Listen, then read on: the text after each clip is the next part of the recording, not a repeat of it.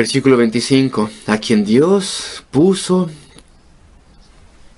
Hay diferentes formas de traducir esto. Significa en cierto sentido quien Dios ha designado y establecido, exhibido, mostrado públicamente. Dios ha diseñado esto, Padre, Hijo y Espíritu Santo. Y nos imaginamos esto en la siguiente manera. En el consejo eterno antes de la fundación del mundo, al ver la caída del hombre, diseñaron la salvación, que Cristo obraría, que Cristo, la segunda persona de la Trinidad, vendría a la tierra y sería nuestro Salvador. Ningún otro podía ser. Quien Dios puso, desplegó, exhibió. No es lo mismo que Dios envió solamente. Dios le ha puesto, le ha exhibido, le ha propuesto. Primero en el Antiguo Testamento se nos explica cómo vendría y lo que haría. Ahora ya ha venido. Quien Dios ha diseñado que venga, y puso, y propuso, y exhibió. No podría haber enviado un ángel. No hubiera podido que un ángel fuese nuestro Salvador. Un ángel no hubiera tenido suficiente poder para poder sobrellevar el sufrimiento, el castigo del castigo por billones de personas sin que hubiese habido una catástrofe. No, tenía que ser Dios, y aún así tenía que hacerse hombre, de modo que pudiera sufrir como nosotros teníamos que haber sufrido. Ese es el plan de Dios, la única forma para ser salvos. A quien Dios puso o exhibió o propuesto para hacer propiciación, otra grande palabra de la salvación, un sacrificio que remueve la ira, podríamos decir. Podemos explicar propiciación de formas diferentes, pero esto es lo que representa: un sacrificio que apacigua la ira, un sacrificio que satisface la ira, un sacrificio que desvía la ira. Pero esto no es suficiente. Cristo ha absorbido, ha desviado, ha apaciguado, ha satisfecho la justa indignación de la deidad en contra del pecado por nosotros, a quien Dios puso como propiciación por medio de la fe en su sangre, no fe en su amor. Eso no sería suficiente. Tengo fe en el amor de Dios, que Él me permitirá ir al cielo. Eso no es suficiente. Tengo que tener fe en su sangre, en la sangre de Cristo, reconociendo que Él tomó mi lugar, mi culpabilidad, y la pagó. La sangre lo es todo. Mediante la fe en su sangre. Y la parte difícil del versículo 25 es la segunda parte. Lo podemos explicar rápidamente. Para manifestar o declarar su justicia, o como demostración de su justicia. El significado de esto es declarar, es decir, mostrar o predicar, o demostrar o manifestar, explicar.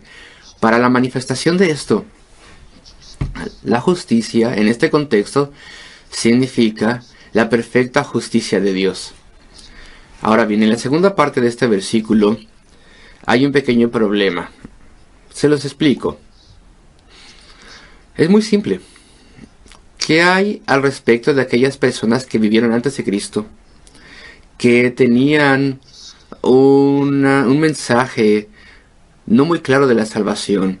Si eran creyentes y creían en la misericordia de Dios, los judíos de aquel entonces tenían todas las profecías que señalaban a aquel que vendría, aquel que les libraría de sus pecados, y tenían que confiar en Él. Y había símbolos, ayudas visuales si ustedes quieren, en símbolos, en su adoración, los sacrificios, la sangre sería derramada para poder asegurar el perdón del pecado. Ellos sabían que los sacrificios no lograban esto, eran ilustraciones, mostraban cosas, eran sombras, eran profecías que decían que sangre sería derramada. Dios haría una cosa hermosa, un redentor haría esto, un Mesías, aquel que vendría, y a través de la confianza en la provisión futura de Dios y en su misericordia y en su prontitud para perdonar, aquellas personas podían tener sus pecados perdonados y podían ser reconciliados con Dios y conocer su amabilidad y su amor. ¿Sí? Pero hasta que Cristo vino, sus pecados no habían sido removidos todavía. La transacción no había sucedido. Nada había sido hecho para cancelarse su pecado. Para cancelar su pecado, el Salvador debe estar en el futuro. Era el Salvador venidero. Así que la justicia de Dios está en entredicho, está en juego. ¿Acaso Dios es justo? Ha pasado por alto esto, ha perdonado su pecado, ha aceptado su arrepentimiento y lo único que ha habido es sacrificio simbólico de animales, como nos dice Hebreos. El pecado todavía estaba ahí, nos dice Hebreos, sin ser perdonado. Y como nos lo explica el escritor de los Hebreos, uno de los principales propósitos del día anual de redención para los judíos y el gran sacrificio que era anual, era recordarle a las personas que el pecado estaba ahí todavía. No había sido removido. Los sacrificios continuaban, permanecían, y esto para demostrarlo. La justicia de Dios todavía no había sido llevada a cabo, es lo que demostraba eso. Pero ahora Cristo venía. Y no solamente muere por personas que estaban ahí, en aquel tiempo, que creían en Él, sino también por personas como nosotros, que todavía estábamos en el futuro. Y entonces murió por todos aquellos también en el pasado. Y ese es el significado del versículo 25. A quien Dios puso como propiciación por medio de la fe en su sangre, para declarar, mostrar y demostrar su justo juicio, para redimir los pecados pasados. Ahora, al final, todos los pecados que habían sido perdonados por Dios en el pasado ya han sido castigados en Cristo. Y la justicia de Dios se demuestra que es perfecta. Ni un solo pecado ha sido dejado sin pagar. Cristo lo ha pagado todo. La deuda ha sido pagada. Y esto es lo que el apóstol Pablo está diciendo aquí, para declarar o mostrar su justicia perfecta y juicio. Justicia. Él guardaría, cumpliría con todas sus promesas. Y en Cristo hay la remisión de los pecados de todos aquellos verdaderos creyentes en el pasado, que confiaron en la misericordia venidera de Dios por causa de haber pasado por alto en su paciencia los pecados. Dios tuvo paciencia con ellos. Les tuvo tolerancia y paciencia, les perdonó, y su pecado fue removido por Cristo. Versículo 26. Se repite el punto, es muy importante. Para demostrar, con la mira de manifestar, para demostrar en este tiempo su justicia, a fin de que Él, Dios, sea justo, aquella justicia perfecta. El pecado sería castigado. Sin embargo, el castigo de los creyentes es castigado en Cristo, de modo que Él puede ser el que justifica, aquel que declara que alguien es justo. Él declara justo al que cree en Jesús. Versículo 27. ¿Dónde pues está la jactancia? ¿Quién puede jactarse? Está excluida, queda excluida. Tú no puedes jactarte de ninguna obra tuya, no puedes. ¿Por cuál ley? ¿O por qué estándar? Este es el significado aquí de la palabra ley. ¿Por qué estándar? Queda excluida la jactancia. ¿Por qué principio? ¿Mediante qué principio? ¿De obras? No, claro que no. Si tú crees en las obras, eres jactancioso. Es necesario que lo seas. Tienes que ser jactancioso. Si tú crees que es posible que tú seas salvo a través de tus obras, tienes que ser una persona orgullosa. Tienes que jactarte y decir: yo puedo hacerlo. Yo soy capaz de hacerlo. Yo intrínsecamente soy lo suficientemente bueno para asegurar el favor de Dios. Entonces la jactancia no es excluida a través de una religión por obras. Tienes que ser orgulloso, orgullosa, si piensas que eres capaz de guardar la ley. Ahí está la ley, y tú verdaderamente piensas que puedes guardar la ley en toda su plenitud y en todas sus maravillas. Tienes que ser una persona orgullosa. No, es excluida por el estándar de la fe. Mira lo que dice el versículo, mira lo que dice la Biblia. Si fe es el estándar para la salvación, yo creo que soy un pobre y malvado y necesitado pecador o pecadora, y terriblemente necesito el perdón de Dios. y la muerte redentora de Cristo, de modo que toda mi culpabilidad sea tomada por Él y su justicia sea transferida, acreditada, imputada a mí. Si yo creo en eso, entonces no hay cabida para el orgullo. Entonces el significado de este versículo es, versículo 27, ¿dónde está la jactancia? Queda por completo excluida. ¿Por cuál ley? ¿De obras? No, sino por la ley, el estándar o principio de la fe. Mira lo que dice la Biblia, de la fe. Versículo 28, la gran conclusión. Así que concluimos, pues, que el hombre es justificado, declarado justo por Dios, por su fe en Cristo, sin las obras de la ley. Mira lo que dice la Biblia. Después, versículo 29. ¿Es Dios solamente Dios de los judíos? ¿Acaso no también es Dios de los gentiles? Es consecuencia lógica, sí, de los gentiles también, ciertamente también de los gentiles. Porque Dios es uno. Porque en verdad Dios es uno, el cual justificará la circuncisión a los judíos si ellos tienen fe. Los judíos con fe en Cristo, en el Mesías venidero, son ellos los que serían salvos. Y la incircuncisión, el mundo gentil, a través de la fe también. El versículo 31. ¿Anulamos entonces la ley por medio de la fe? Luego por la fe validamos la ley. Luego deshacemos la ley por la fe, los estándares morales de Dios, la ley moral de Dios. ¿Los vaciamos? ¿Les quitamos el significado? ¿Los desacreditamos la ley a través de la fe? Al enseñarle a las personas que no pueden ser salvos a través de guardar la ley de Dios, entonces hemos hecho que la ley sea irrelevante. ¿Hemos desacreditado la ley? No, para nada, dice el apóstol Pablo, de ninguna manera, de ningún modo, dice el apóstol. Antes bien, al contrario, confirmamos la ley, establecemos la ley. ¿Cómo la invalidamos? No. Son las personas más bien que piensan que pueden asegurar el favor de Dios mediante la obediencia a la ley. Son ellos los que invalidan la ley y los que la deshonran. Ya he explicado cómo. La rebajan a su nivel. La vacían de sus grandes demandas sobre ellos. La simplifican, la adormecen. Hacen que sea algo fácil de cumplir. Sí, he guardado todas esas leyes, dice alguien. Pero no ven su gran demanda y sus estándares. Entonces son las personas que quieren crear un enfoque de obras para con Dios, diciendo yo puedo guardar la ley. Son ellos los que desacreditan y deshonran y rebajan la ley de Dios. Pero no, dice el apóstol Pablo, mira lo que dice el apóstol, la establecemos la ley, la confirmamos, hacemos que permanezca firme, tal como Cristo lo dijo. No penséis que vine a destruir la ley y los profetas. No he venido a destruir, sino a cumplir. Y es una salvación por gracia mediante la fe, que establece la ley. De la siguiente forma, es doble. Y con esto vamos a nuestra conclusión. Primero que nada,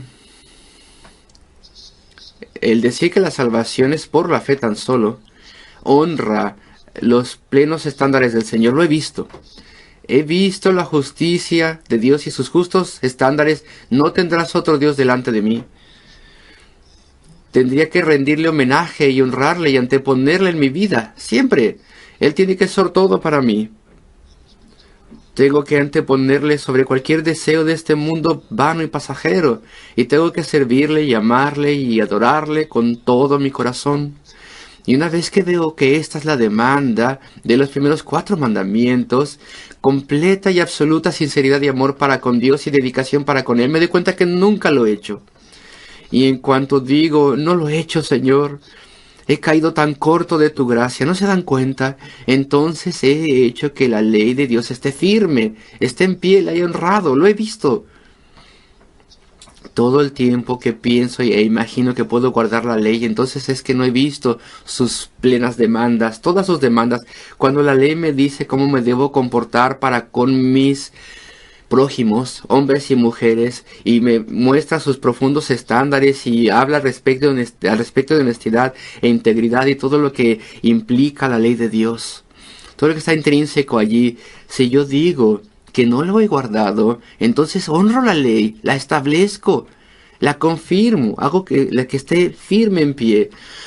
Y entonces vengo a Cristo y me arrepiento de mi pecado y creo en Él, que Él vino del cielo para poder tomar no solamente mi culpa, mi pecado, sino a mí y toda mi culpabilidad y hacerme suyo y tomar mi culpabilidad también. A eso vino Él y me extiende de su gran sobreabundancia de justicia. Cuando vengo a Él por salvación, recibo una nueva vida, un nuevo corazón, un nuevo deseo. Entonces ya quiero guardar la ley de Dios. Y tengo ahora ayuda de Dios a través de mi vida entera para poder esforzarme a guardar la ley de Dios. Y eso es así como establecemos la ley y hacemos que permanezca. Porque más y más estamos honrando sus mandamientos. Entonces el apóstol puede decir: luego por la fe invalidamos la ley, anulamos entonces la ley por medio de la fe. Mediante esta doctrina de que puede ser salvo por la fe tan solo. De ninguna manera, en ninguna manera. Antes bien, por el contrario, establecemos, confirmamos, hacemos que esté en pie la ley de Dios. Termino con las siguientes palabras. No hay pequeños ahora entre nosotros porque están en la escuela de la mañana. Y como ustedes saben, a mitad del culto van a su escuela de la mañana. Pero tenemos niños un poco más grandes con nosotros. Los más jóvenes aquí esta mañana tal vez tendrán unos 12 añitos, 13 tal vez. A los 12 años sería algo maravilloso que se pudiera decir esto de ti. De hecho, desde que se tiene 4 años, pero cuando se tienen 12 años, que se pudiera decir de ti: he venido a Cristo y yo soy suyo. Ha tomado mi esencia de mi ser y toda mi culpabilidad. Él lo ha tomado. Él ha tomado todo esto y lo ha quitado de mí. Él ha hecho que esto sea suyo. Y lo ha pagado. Y ha tomado el castigo en la cruz del Calvario. Y Él es el Señor de la gloria. Y Él ha tomado de su gran sobreabundancia de perfección personal y justicia. Y me ha dado eso. Yo no lo tengo todo todavía soy un pobre pecador. Y por su ayuda me esfuerzo para mejorar, porque tengo ese nuevo corazón. Pero es mi posesión ya, Dios me la dio y cuando muera, la recibiré en plenitud, una vida de perfecta justicia. Pero ahora la tengo ya, Él ya me la dio, Él me dio de sí mismo. Piensen al respecto de Cristo, amigos míos. Él fue obediente hasta la muerte. Frecuentemente decimos que Adán cayó. Y él cayó en pecado. Se rebeló en contra de Dios. Adán y Eva. En circunstancias de felicidad y santidad perfectas. En circunstancias de perfección. Y Cristo vino a esta tierra, a este mundo, y en circunstancias de oposición intolerable y opresión terrible y maldad y desgracia, y ante todo tormento e incredulidad y tentación vivió una vida de perfecta obediencia al Padre. Hasta la muerte obedeció. Vean esto, nótenlo, obedeció incluso hasta el punto de ir a la cruz del Calvario y tomar allí el eterno castigo de billones de personas comprimido en tan solo unas cuantas horas. Su obediencia fue tan perfecta que es una perfección infinita y santidad infinita, una sobreabundancia infinita de donde Él toma y extiende santidad para nosotros, para poder traernos a la gloria y al cielo. La gran mutua acreditación, imputación. Mi culpabilidad fue con Él, su perfección conmigo, a mi cuenta. Esto está acreditado para mi destino eterno. A los 12 años tú puedes decir, incluso a los 4, Él es mío y yo soy de Él. Él ha tomado mi culpabilidad y me ha dado su justicia merecedora de toda bendición. Este es el Evangelio de Cristo. Esta es la gracia, la exposición de la gracia que nos fue dada en estos versículos, el tapiz de la gracia.